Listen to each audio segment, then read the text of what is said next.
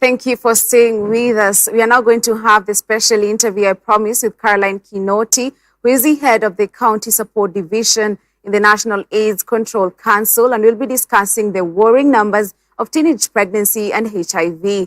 Now, data reveals that Nairobi led the pack with adolescent pregnancy of girls aged between 10 and 14 with 2,379 cases, followed by HOMABAY with 1,530 cases. KAJIADO then followed with 1,496 cases and MANDERA with 1,370. Caroline, thank you for joining us and welcome to the show. Let's begin there. Why these numbers? What is happening with the young girls? Has this situation always been like this?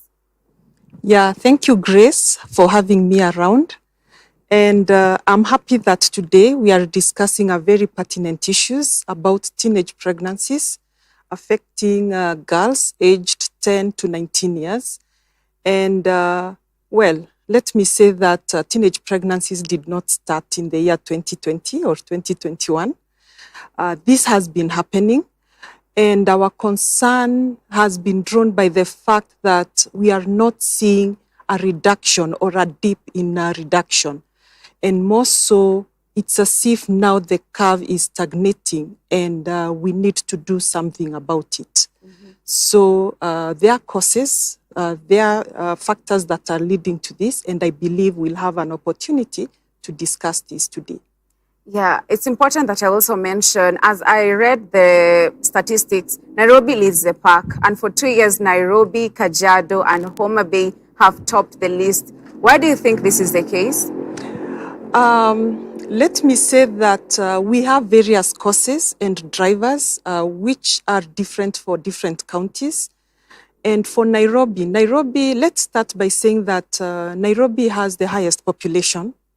We have over 4 million people living in Nairobi. So when it comes to absolute numbers, you'll find that still that replicates when it comes to the number of teenage pregnancies.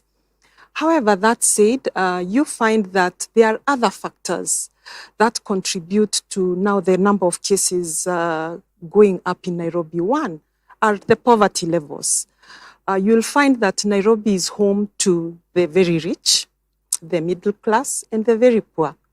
And poverty, when there's poverty, a 10-year-old, a 12-year-old will be forced sometimes to go to the streets, get some money, engage in sex, so that they get money to meet their basic needs.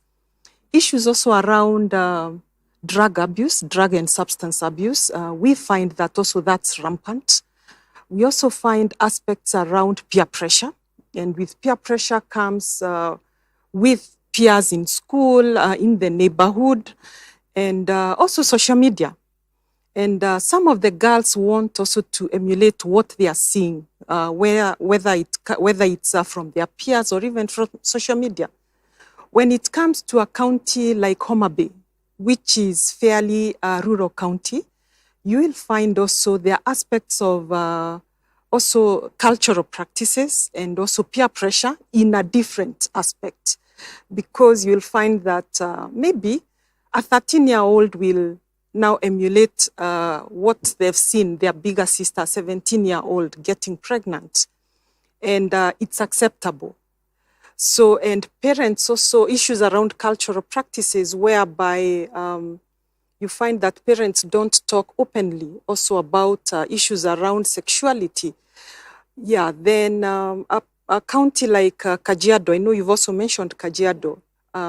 There are also cultural practices also that come in, early marriages that come in for forcing girls to start engaging in sex early, or they are married off early. So those are some of the different drivers that are there and affect counties differently. Yes. Thank you for that. Now, one of the reasons cited in the report that was released on Monday was that sexual violence against girls was a major reason for the increase in teenage pregnancy. How true is this? And for viewers who are watching us at home and don't understand what sexual violence is, let's start there by explaining what exactly sexual violence is and how it has contributed to the increase in teenage pregnancy. Caroline. Okay, thank you, Grace, for that. Simply put, sexual violence. Sexual violence is when you have a sexual act without a person consenting to that. And for us, when it comes now to issues about adolescent girls or teenagers, I don't think an 11-year-old can consent to having sex with a 20-year-old. So that's violence. That's violating that girl. So when we find that now there are even older men violating a girl younger, that's such sexual violence. And when that happens, sometimes it happens even when it's when it's somebody trusted and known to the girl. It can be the father, it can be the brother, the uncles, it can be the teacher, it can be the clergy. So all that we say, it's sexual violence because there is no way a child can consent to having sex. Yeah. That's true. Also, another thing I want us to talk about is that these 10-year-olds getting pregnant are pretty young. So what is the myth? Is it that we should start introducing sexual education at age 9 or maybe earlier? What should we be doing in order to prevent these cases? Because a 10-year-old is a very young girl. Yeah, rightfully said, a 10-year-old is a baby, is a child, and we've seen them getting pregnant, unfortunately so. We need sexual education to start early. And we are not saying it's introduced as sexual education at the age of 3, because I think that's where we've had a disconnect between parents, the clergy, and the schools. But more so teaching children at an early age on the boundaries and about their private parts, knowing also who to trust, for instance, although that also has been abused.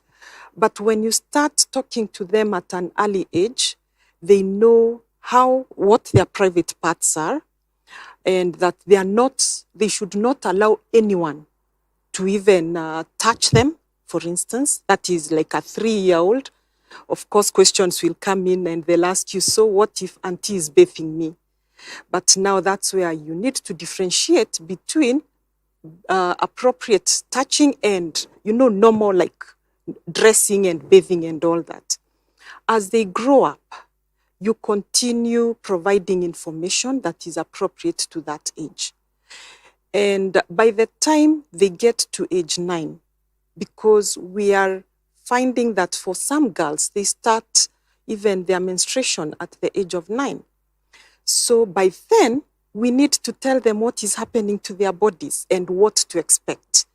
Puberty is setting in, all the changes that come with it for both boys and girls, what is expected, and how to take care of themselves. In addition to that, this is also where we build on our trust levels with the children, and also creating role models as parents, as teachers, and also as other members of the community. And for now, for either, whether it's the parents or even at church and religious settings, this is where you teach values and who to trust when something happens. What should the child do so that they are not caught in a situation where maybe they are going through abuse and they don't know who to report to or where to seek support. Maybe if I can interject and also ask, we are saying we should be doing this. So who are the people we are giving this responsibility to speak to these young children? Because sometimes you've said that even the parents sometimes sexually violate their girls. So if then they can't depend on their parents. Even at church, some clergymen have been had to have violated girls or maybe boys. So who are we giving the responsibility to speak to these young girls? This is what I can say or speak to this. It's all our responsibility. And for us to see or to get the increase in numbers of teenage pregnancies, it shows that we are all not playing our role. Therefore, it starts with the parents. There is what they need to do. Yes? And I know most of our parents grew up in a time when, or even for us, we grew up in a time when training was through threats. You know, you do this, this happens. If you go out, get pregnant, then you have yourself to blame. Things have changed. And now providing information from an early age by the parents. We have the teachers also. We have also the religious setup, even the media. And we find that nowadays, for children as early as even 5 or even younger are exposed to media. They have their phones, the tablets, and they can access this information. So everyone needs to come together. For us to win this fight, we all have to join hands and call a spade a spade. If it's teaching about comprehensive sexual education, we don't have to call it sexual. We don't have to bring in the aspect of sex in it, if that is what is bringing issues, but more so education that is focused and will continue gradually provide relevant information to these children as they grow up. Mm-hmm. Yes.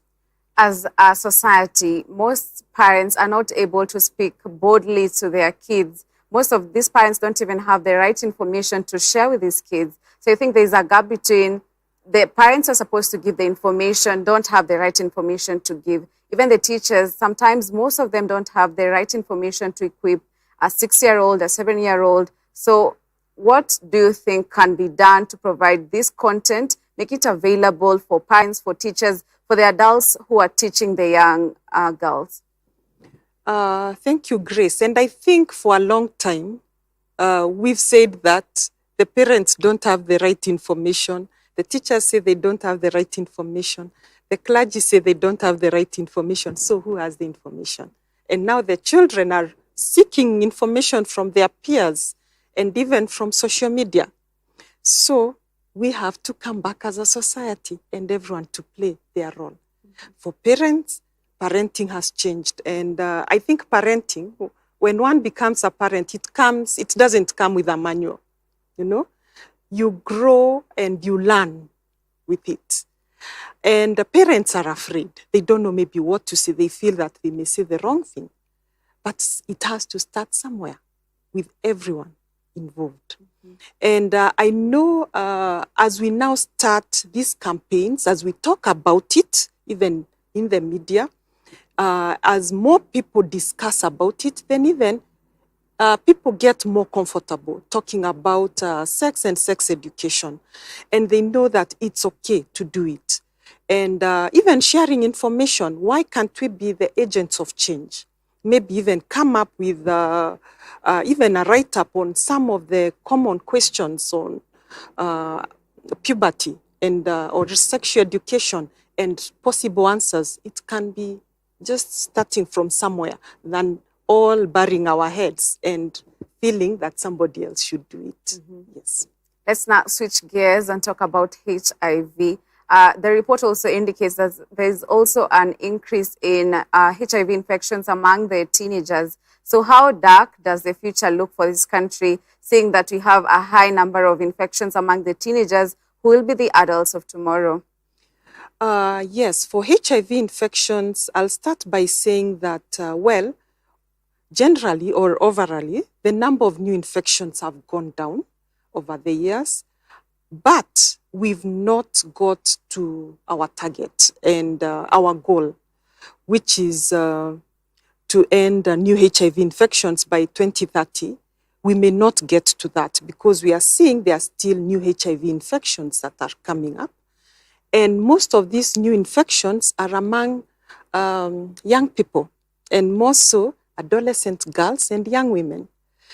And you can imagine now when that happens, a young girl, 13-year-old, gets pregnant, she gets HIV in the process, she'll not go even to the clinic.